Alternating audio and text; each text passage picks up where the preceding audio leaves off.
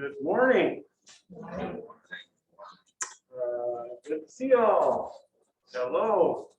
You hearing me all right out there? Zoom, seeing thumbs. Life is good. Well, Happy New Year. Happy New Year. Look at that.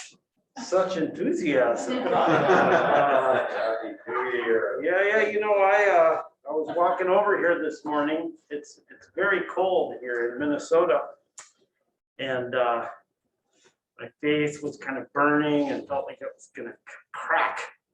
And I was like, oh, only 2 blocks left to go. And I just thought, oh, just felt a pang for humanity, waiting for another life. Oh, then I'll be inside, everything will be fine. Probably not. There'll always be something else waiting. So here we are, alive, which is rather amazing. So I hope you're well, and however you are, I'm glad we're together. So I'm gonna talk today. This talk is called "In Memory of Bell Hooks." So Bell Hooks died just about a week ago. And Bell Hooks was kind of an inspiration to me. It is still an inspiration to me. She was born in 1952 in Kentucky, and then moved around the country quite a bit, taught at very prestigious academic institutions, including Ivy League schools and I think UC Santa Cruz, and then settled for the end of her life back in Kentucky, teaching at a small college in Berea, Kentucky, for many years. Generally speaking, Bell Hooks is known as being a really pioneering the field of what we think of as intersectional feminist theory. But actually, she was doing that before the term had been coined by Kimberly Crenshaw. And actually, that whole movement was an embodied tradition before it was a theoretical tradition, which I probably won't talk about very much in this case. So she published over 30 books, and on a really wide variety of subjects. Some of my favorites are All About Love, Feminist Theory from Margin to Center, Art on My Mind, Ain't I a Woman? It's a quotation from Sojourner Truth. That was her first book, I believe. She started Buddhist practice in the 80s. It was a student of Thich Nhat Hanh, and also practiced in a variety of Buddhist traditions. And this talk will mostly be composed, there'll be a lot of quotations from articles and interviews from Tricycle and Lion's Roar magazine. So I'll sort of be emphasizing her engagement with Buddhism, but actually, like, her body of work in her realm of inquiry is like really, really big. So I'll be kind of missing a lot of what she was up to, but sort of focusing here, as I say, on the Buddhist side of her work.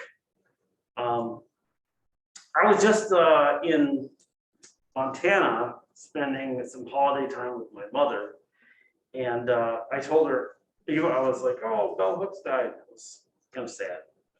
And then I said, oh, I know what I can give my Dharma talk on next week. Life is good. And she said, oh, you have to tell them this story, which is that my mom was, she was at a lecture by Bell Hooks sometime in the 80s.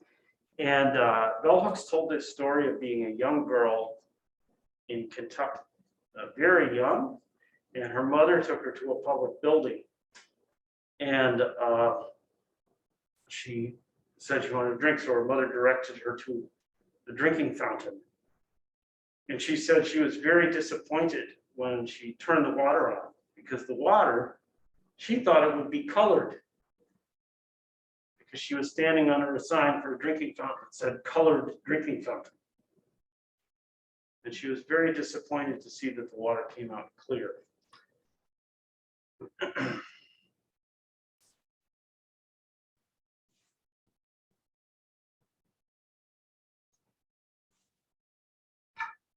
So, Bell Hooks in her later years really wrote a lot and talked a lot about love.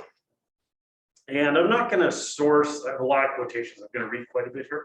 So like I said, a lot of this is from Lion's Roar and Tricycle magazines, but also from some of her books.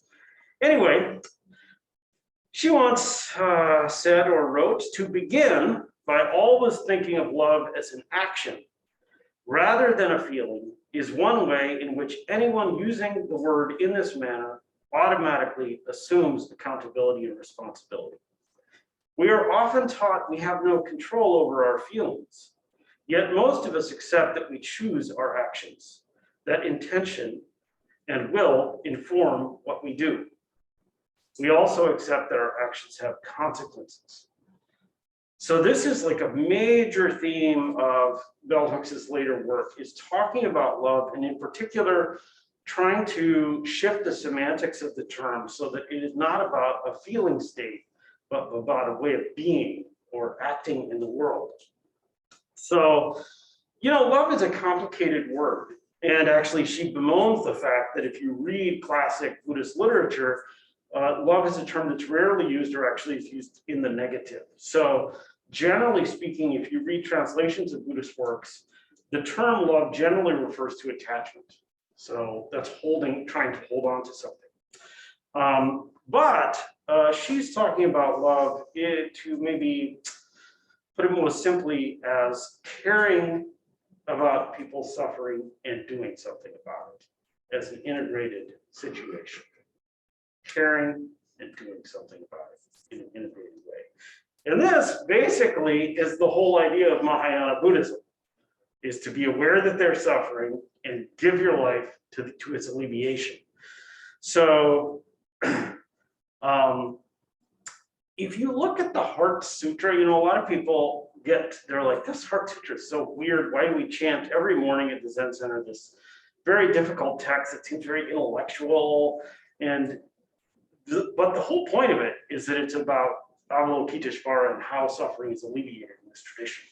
The whole point of the Heart Sutra is that we're not just trying to evoke a feeling of love, but we are trying to evoke a worldview that enables us to see that all our dualities are not real things, and that we can completely pour ourselves into something liberative.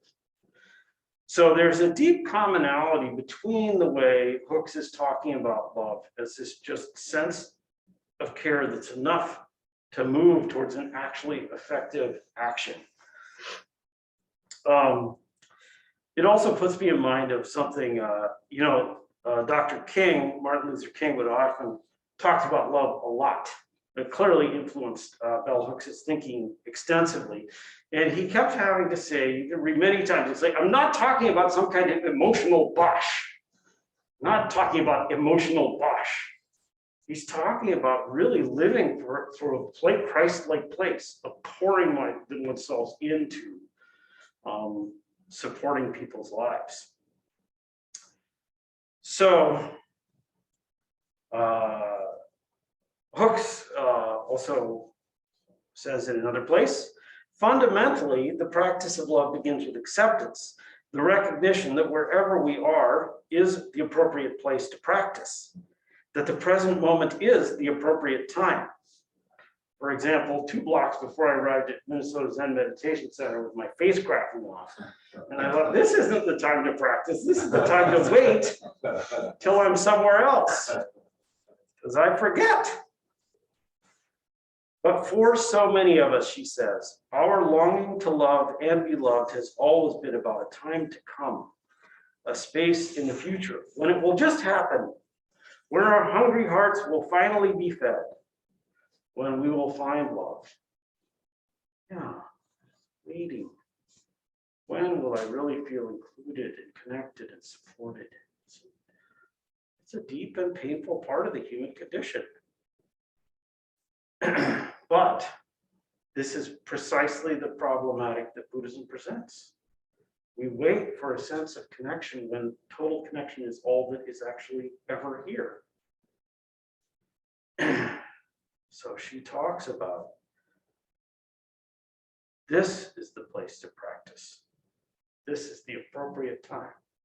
Or as Dogen says in the Genjo Koan, when we find our place where we are, practice occurs, actualizing the fundamental point.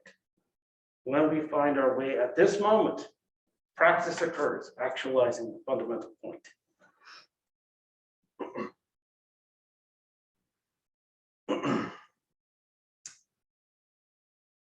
So one of the more, bell hooks is not averse to provocative statements in my perception. And one of the striking ones that she put forth is, the practice of love offers no place of safety.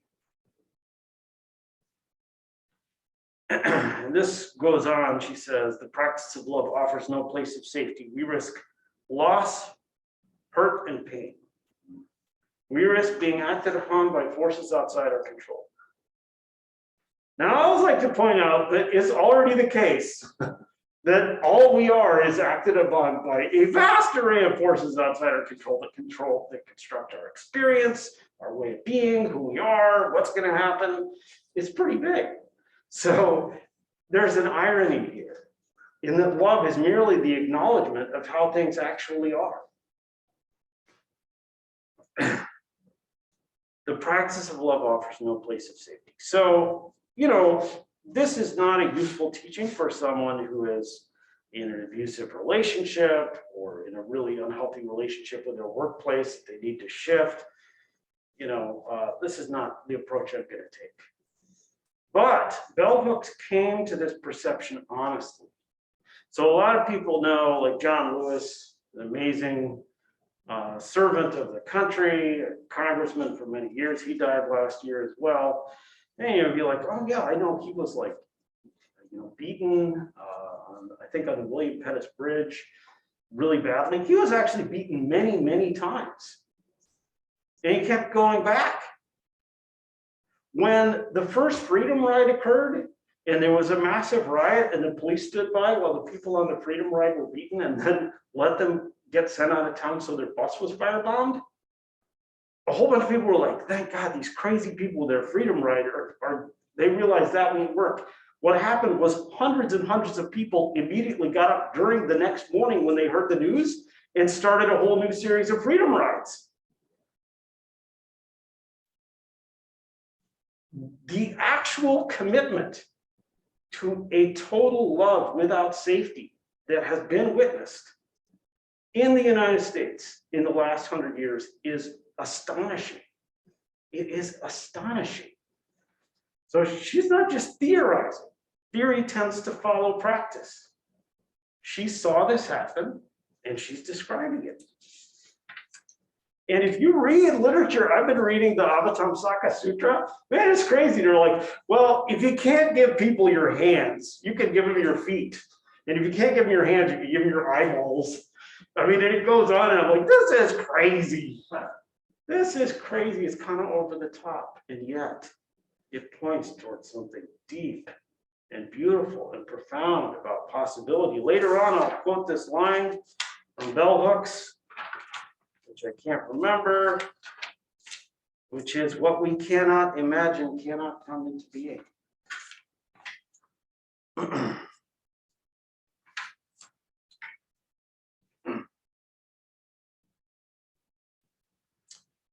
Back to this theme of love, not as an emotional state that happens to occur, but an actionable thing. She wrote something that really helps me a lot. She wrote, our willingness to accept responsibility. This is in her first book, Ain't I a Woman? Our willingness to accept responsibility for the elimination of racism need not be engendered by feelings of guilt, victimization, moral responsibility, or rage. It need not be engendered by feelings of guilt, moral responsibility, victimization, or rage. It can come from love. We can just care and take action. It's possible. I mean, certainly all those other feelings often occur to people. That's okay. Doesn't mean you shouldn't have feelings. Just we don't have to wait for them to happen. And we don't have to depend on them as the energy. We don't. This is a central idea of Buddhism, that we can be totally at peace, joyful, blissfully engaged in the suffering of the world. This is the ideal of the Bodhisattva.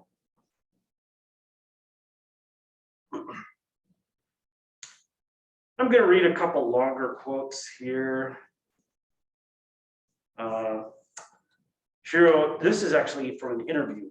When lecturing on ending domination around the world, listening to the despair and hopelessness, I, bell hooks, asked individuals who were hopeful to talk about what force in their life pushed them to make a profound transformation, moving them from a will to dominate towards a will to be compassionate. The stories I heard were all about love. The sense of love as a transformative power was also present in the narratives of individuals working to create loving personal relationships. Personal, holistic. Writing about metta, or loving kindness, as the first of the Brahma Viharas, still quoting bell hooks. Sharon Salzberg reminds us in her insightful book, Loving Kindness, The Revolutionary Art of Happiness, that in cultivating love, we remember one of the most powerful truths the Buddha taught, that the forces in the mind that bring suffering are able to temporarily hold down the positive forces, such as love or wisdom, but they can never destroy them. Love can uproot fear or anger or guilt because it is a greater power. Love can go anywhere. Nothing can obstruct it. Dogen Zenji opens the universal recommendation for Zazen with the line, "The way is originally perfect and all-pervading." The way is originally all perfect. It's everywhere. Maya Angelou wrote, "Love recognizes no barriers. It jumps fences, leaps hurdles, penetrates walls to arrive at its destination full of hope." Don't tell me this is not a faith tradition. Sometimes it's a little hard to believe. Sometimes it's so clearly evident. One of the fun things about Buddhism, though, which I will not delve into here, is we have like a whole tradition of logical proofs about why the love bell hooks is talking about is the ground of being. But I'm not going to go into the logical proofs today.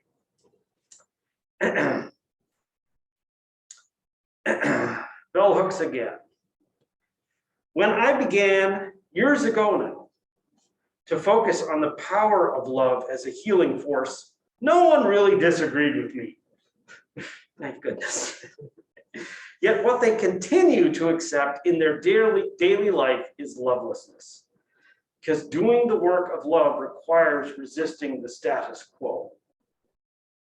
In Thich Nhat Hanh's most recent treatise on the subject, True Love, a practice for awakening the heart, he reminds us, this is still Hooks quoting, he reminds us that to love in the context of Buddhism is above all to be there. He then raises the question of whether or not we have time for love. Right now, there is such a profound collective cultural awareness that we need to practice love if we are to heal ourselves and the planet. The task awaiting us is to move from awareness to action. The practice of love requires that we make time, that we embrace change. Fundamentally, we begin the practice of love. To begin the practice of love, we must slow down and be still enough to bear witness in the present moment.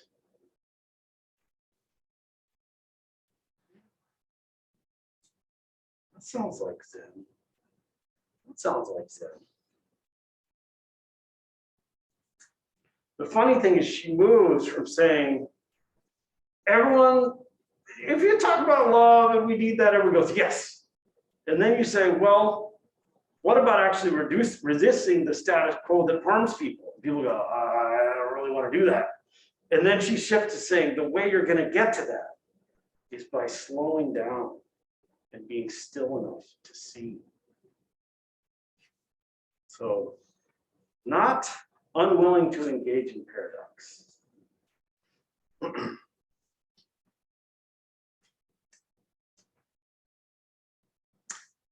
Bell Hooks writes, Buddhism continues to inspire me because there is such an emphasis on practice. What are you doing? Walking down the street being like, only 2 more blocks. Maybe that's 278 steps, 276. 4. What are you doing? Right now. Cutting carrots, listening to a talk, breathing, trying to ignore your feelings, turning towards your feelings. It's talking about love not as a feeling, but as an action. It's not about denying feelings or that feelings aren't important.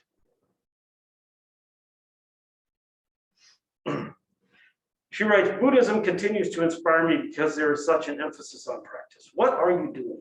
Right livelihood, right action. We're back to that self-interrogation that is so crucial. It is the discipline that comes from spiritual practice that is the foundation of my life. Every day, every day, every day.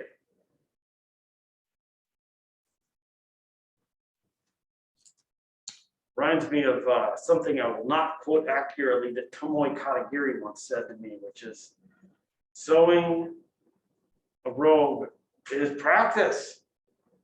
That means you're going to have a lot of problems. Yes. One stitch, one stitch, one stitch.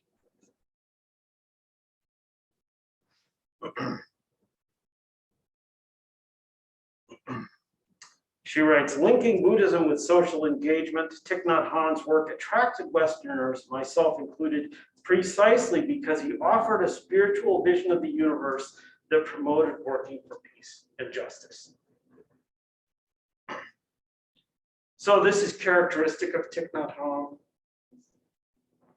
At home, under my altar, I have a picture of Thich Nhat Hanh sitting with Dr. King. But even if we look to the earliest layer of Buddhism, there's extensive discourse on seeing through and not reproducing the system of caste, which was in place at the time. And there is also the example of Mahapajapati, who with a couple hundred other women founded the order of nuns, using nonviolent resistance to the Buddha's holding them away from ordination to attain ordination. I believe it is the earliest recorded instance of nonviolent resistance to an oppressive system in the world. And he changed his mind. There's not that many Buddhist sutras where the Buddha changes his mind. Very interesting. So earlier, when one of the things I read, Bell Hooks talks about self-interrogation, which is a term she raises in many places. You know, seeing clearly, vipassana, practice insight into the self. What is the self? What's going on here? Really being like, oh, what's going on here? I don't like the term interrogation. It's really hip among some people. It sounds a little aggressive to me. So I'd say thank you very much, Bell Hooks, for self-interrogation, but it's maybe just inquiry, curiosity, caring. Because it's evident that what she's talking about is caring about what's going on within ourselves enough to really look and to challenge what's there.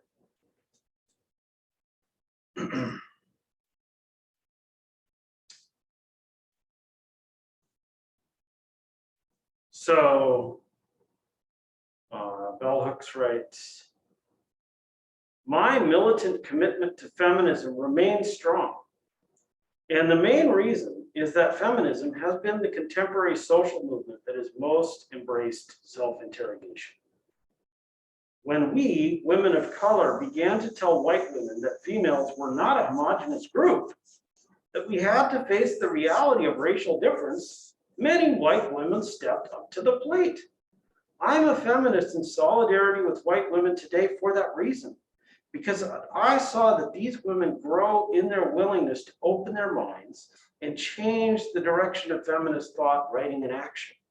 This continues to be one of the most remarkable, awesome aspects of the contemporary feminist movement.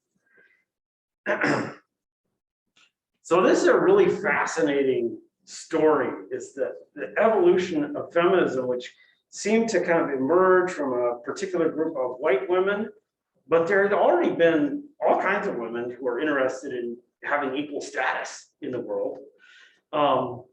And, you know, there's beautiful documentation of all the challenges that happen when people will be like, oh, Bell Hooks is like, I want to hang out with feminists, but if I come here, I encounter racism in the feminist group. And then they go, I want to do anti-racism work. And they'd be like, oh, there's all this patriarchy in here. And so she really interrogates that as something that she's a part of. And does it in discourse with other people. And one of the really cool things about this is she writes about it really lucidly, about how this could be a ground if we recognize, oh, I figured out, I know what the problem is. And then it's like, oh, there's a lot of other problems. And I'll be like, I don't want to deal with it. But I can instead be like, oh, that's how life is. That's what samsara is like. It's complicated. It's complicated. So what she writes about is how people have been willing to accept how complicated it is and keep working together, even when it's really challenging and you're like, oh, I don't want to deal with this. The practice of love offers no place of safety. You're like, oh, I'm uncomfortable with that. I don't want to deal with it. I don't want to retreat to that place. Sometimes maybe I have to, but I want to keep stepping up, because I think we can all get a lot more free. I really do. And mostly that's just from seeing what has happened and paying attention.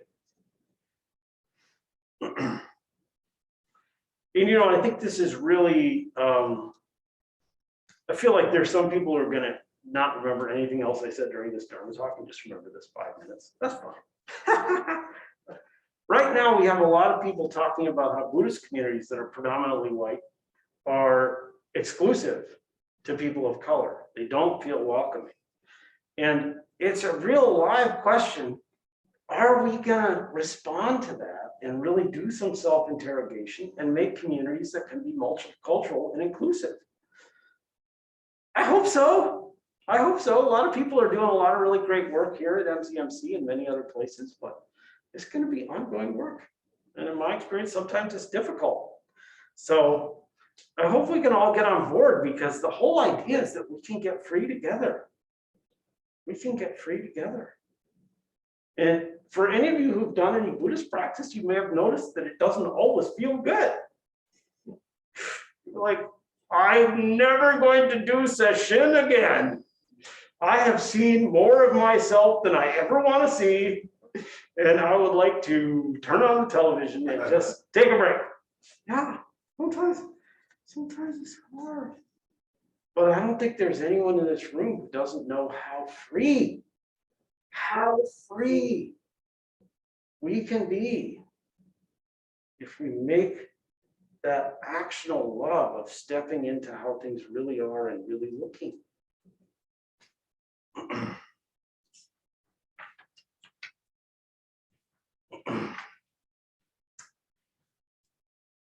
Bell Hooks writes, when love is the ground of our being, a love ethic shapes our participation in politics. To work for peace and justice, we begin with the individual practice of love, because it is there that we can experience firsthand love's transformative power. And this is just so real to me. Let me think. I could just think of a really great example. So like last year, or maybe it was 2 years ago, because the last 2 years are a total blur.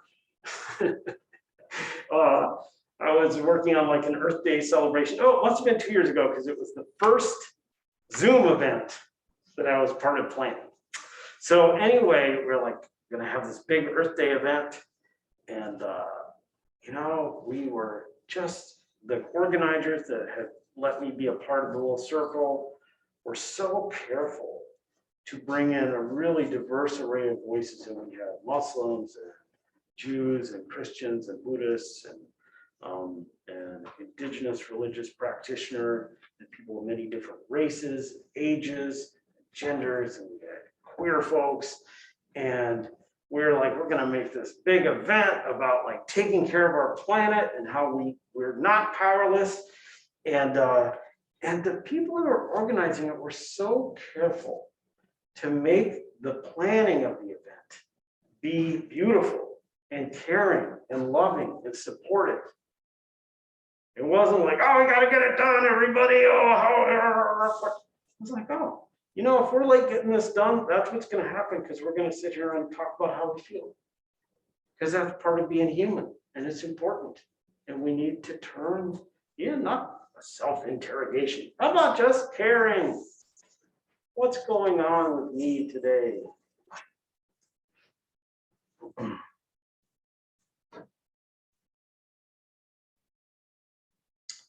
I don't really have any good reason for why this quote is here, but there it is. What we cannot imagine cannot come into being. All I can say is, Yogacara. We can't even imagine the capacity. Yogacara is a school of Buddhism that emphasizes that what we experience comes from the way we imagine the world. And that means we have power. We have collectively imagined the world that we have. We can collectively imagine something different. And that's pretty awesome. That's pretty awesome. And if you don't think it's awesome, you should just read some Mahayana literature that gives you these vast, wondrous visions of a world of all flowers. None of them ever say it's minus 15 degrees and you don't want to go outside. I don't know. Anyway.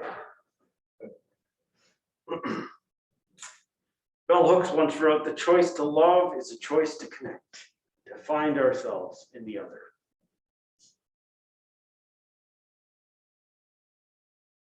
She wrote, to commit to love is fundamentally to commit to a life beyond dualism. That's why love is so sacred in a culture of domination, because it begins to erode your dualisms. Basic idea of Mahayana Buddhism is that consciousness turns whatever this is into experience of a world of objects, which then we judge as being desirable or undesirable. And then we use our minds and our bodies to try and get more of what we want, and get rid of what we don't want. Domination, is that too strong a word for that? What do you want to call it? You can call it what you want. The basic principle is the same, that we do not have to experience the world that way. It's possible to realize, rather than a world of alienation, a world of intimacy.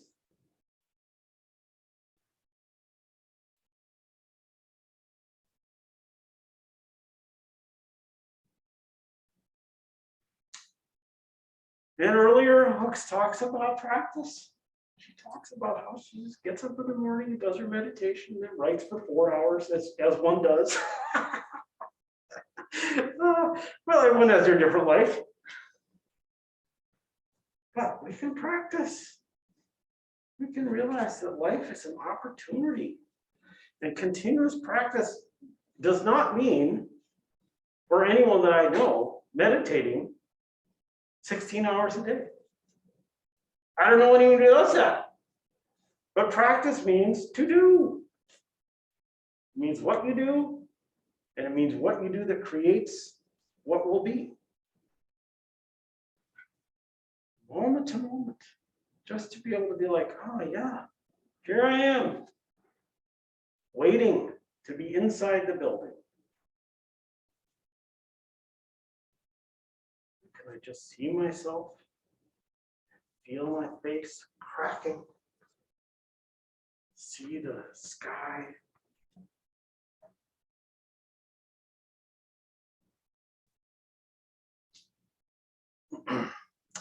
Bell hooks. In closing, I will just end with this quotation on continuous practice by bell hooks. I believe wholeheartedly that the only way out of domination is love. And the only way into really being able to connect with others and to know how to be is to participate in every aspect of your life as a sacrament of love.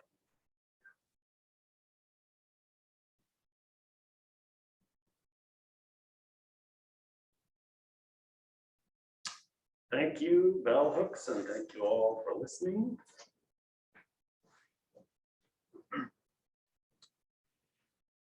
So, I welcome other voices, comments, or inquiries are welcome. I think if you are in the Zoom meeting, I will not be able to see you very well, so that because there's a lot of people on the screen. So you can just open up your mic and talk, and if it gets chaotic, I'll intervene. And if you're in the room, yes, Roger. Just a comment on Berea College where she ended.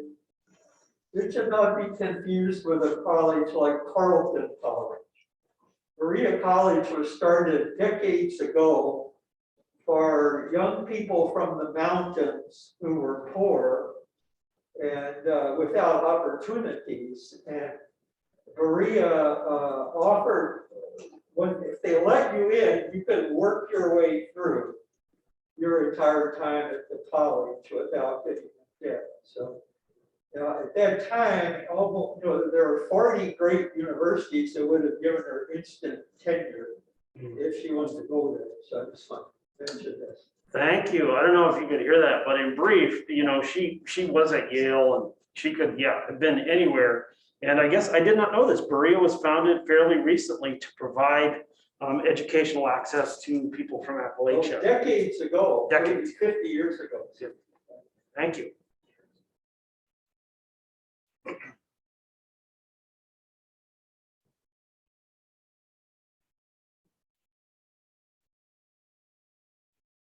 Yes. Can you repeat the quote that you read in the last 2 or 3 minutes by bell hooks about love being connection and intimacy, or really connection rather than alienation? Could you repeat that for me, please?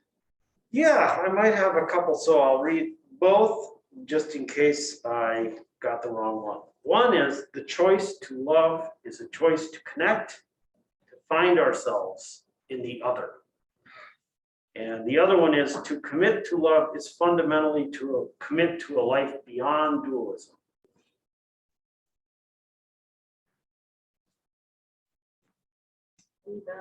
Yeah. I don't think my question is fully formed, but you brought up a lot for me. And I'm just thinking about how practice for me has to do with the heart, and it's more nonverbal. And so it's more tends to be more internal and subjective. And my experience is more like anti-racism work or anything social justice, especially like from my places of privilege, is more intellectual. A lot of times like understanding structures and systems that I haven't experienced from a marginalized place myself. And so I just have trouble reconciling those two things. And I think it's hard as like a Buddhist practitioner and somebody who wants to be like committed to things like anti-racism.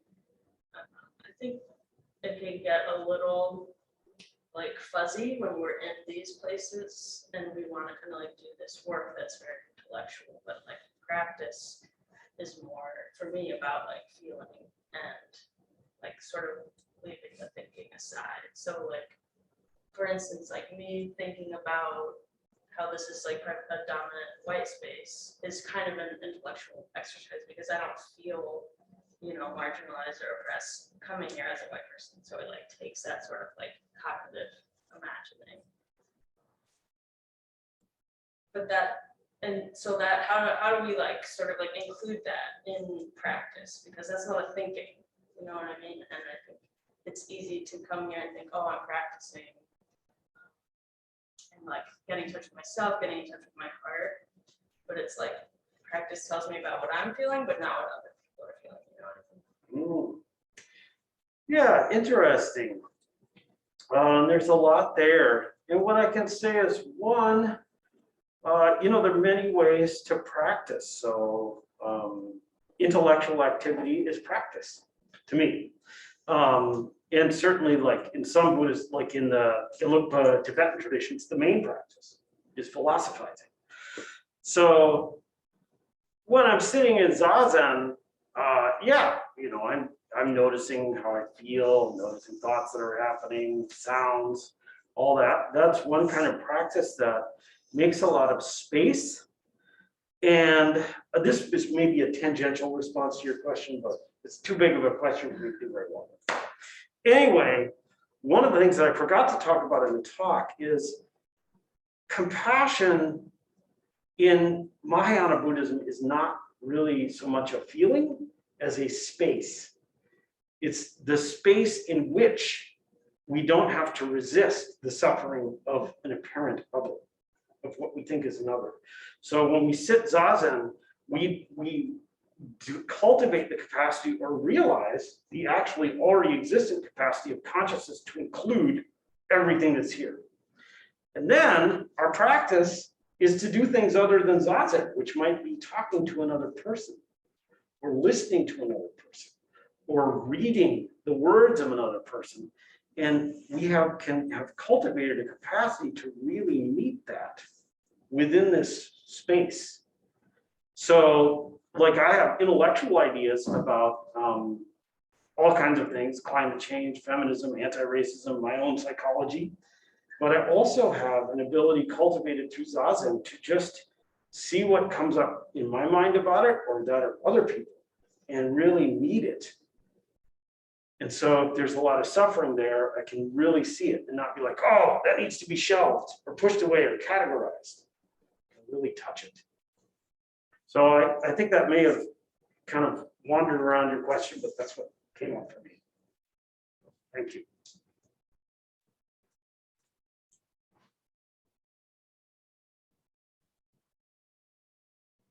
I have a question.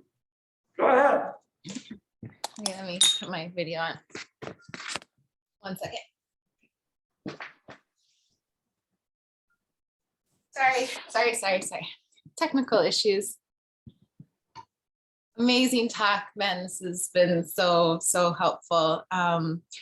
So I just was wondering if you could speak to, like, I feel like I can be more of a force of love when I'm taking care of my human needs.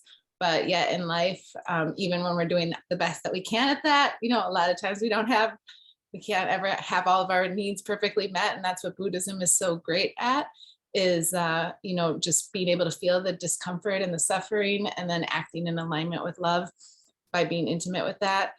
But I can also see that I can be more loving to others when I'm filling myself with, love by meeting my needs first. But then sometimes I feel like the level of focus that takes because of my ADD and mental health issues, I feel like I can get lost in kind of a myopic bubble. And so I'm just wondering if you could speak to that balance.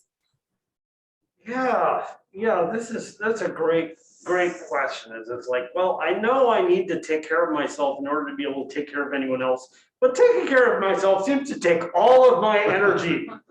I have been there. I can guarantee you. I have been there. I can guarantee you. And that's really, I came to this practice of Zen Buddhism because my ability to be of help to people was so limited by the anguish and the rage and the shame and the terror that dominated my daily life. I mean, it was not good. And, at that time, that's my focus really was just like, how can I deal with where I'm at? And I guess it's just a matter of discernment. One useful discernment of like, what needs my energy now? Am I overwhelmed enough that I just need to be focused on trying to take care of what's going on here or not? And, things change.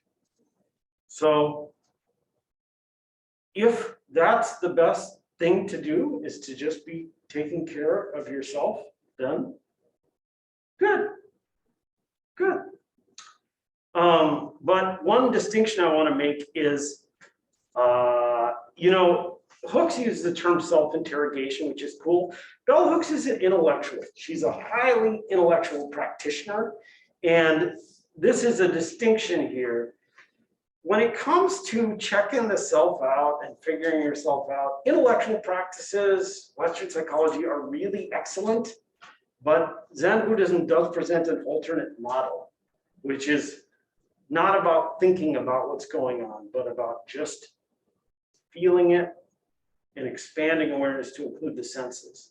And so if taking care of ourselves seems to end up being just thinking about ourselves and how to take care of ourselves, then that's just a mental loop. And if we can find some way to shift off that, that can be very helpful. Thank you so much, Ben. That was very helpful. Thanks, Lily. Yeah. Yes, Carrie. Can you talk a bit more about that end part of that quote that you repeated, which is finding ourselves in the other, and how that relates, how that investigation in Mahayana Buddhism is, and it doesn't have anything to do with the mirror. We talked about mirrors in this tradition. Yes, let's see. The choice to love is the choice to love is a choice to connect, to find ourselves in the other. So, one common practice in Tibetan Buddhism is called exchanging self for other. So, Tibetan Buddhism is very psychologically insightful. It's developed out of earlier Buddhist psychologies. But the idea really is to, you're finding a way to be like, what if I was in your shoes? And you use your imaginative capacity to be like, what would it be like if I was you? So this is not about the mirror thing here, but this is, it's useful. It's useful, and I look at someone in my family and they're really annoyed with me and I'm really annoyed with them, and we've done the same stupid loop for 50 years. You ever been there? And I could be like, okay, I paused and noticed how I felt, notice my body, and then can I just try and understand where they're coming from using my imagination? And it can really change the dynamic. It can really change the dynamic. And we can use this with any kind of person that we've objectified or made other. With animals, really helpful. Like when you're eating a piece of meat, try thinking about that was an animal that had a mom that might have children. See what happens. So this can be really powerful. So if we want to get like, I don't know if I can get to your question, Carrie. So it's possible that we don't actually see the other. So if we use the idea of the bodies of the Buddha, there's a body which is like, oh, it seems contained within a very specific form. I know where the edges of my skin are, and my consciousness is like contained within this. That's a very normal way to look at things. But it's also true that you could just view the entire universe as your body. Because without it, you ain't no body. At the very least, all the air, at the very least. But if you just start doing an analysis, it's like there's not some body that can exist without the body of the universe. And so we can realize that there is no other. We found ourselves in what appears to be other by realizing there is no other. No eyes, no ears, no nose, no tongue, no body, no mind, no sight, no sound. There's not others. There's not a thing cognizing another thing. There's an idea for you.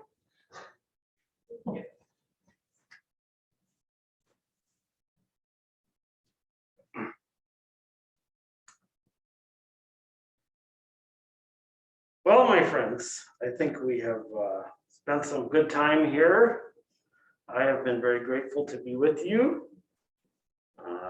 I'm looking forward to the practice opportunity of walking in the minus 15-degree weather. And if you are not, that is okay.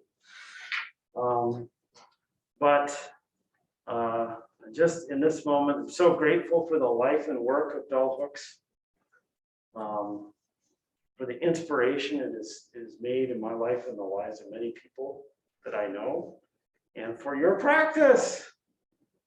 So all the practice that arises from that natural tendency, bodhicitta, of wanting people to be free from suffering, natural part of our human birthright.